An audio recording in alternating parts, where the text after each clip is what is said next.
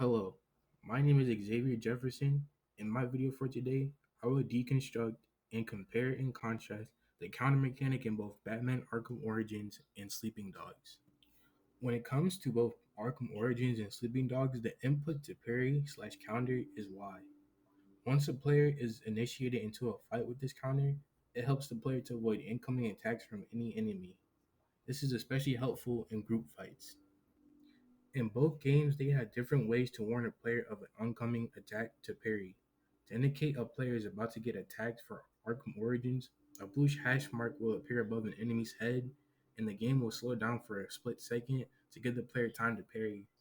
For Sleeping Dogs, the enemy will flash red to indicate that the enemy is about to attack. In Arkham Origins, there is a special parry that is performed when the enemy is holding a knife. The player must hold the parry button and hold back on the stick. Also, if two enemies attack at once, both attacks will be parried. In Sleeping Dog, there is another variation for the player to parry if the player is grabbed by a big enemy.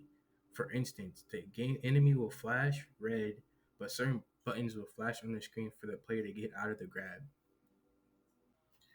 When it comes to metrics, both these games have a difference when it comes to distance. In Batman, no matter the distance the enemy attacks you, Batman will counter that attack even if the player isn't facing the enemy. In Sleeping Dogs, the enemy has to be close to the player in order for the player to counter.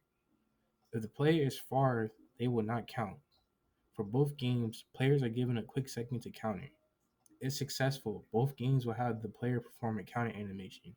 In Arkham Origins, the counter animation is a quick one, which lasts only a quick little second. While in Sleeping Dogs, the counter animation varies and can take up to 2 seconds to be completed to allow the player to get back into the fight.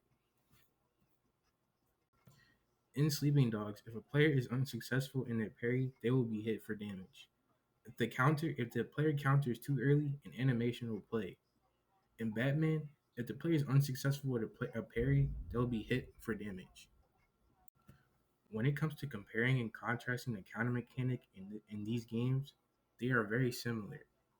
The only difference between the two is how the counter is used for the player in the game.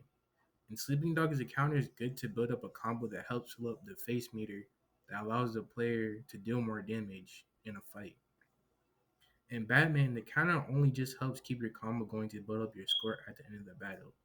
In Batman, the combat is mostly used in mixture with the gadgets Batman has around him, while in Sleeping Dogs is mostly hand-to-hand combat against enemies and environmental items. Well, that was my deconstruction.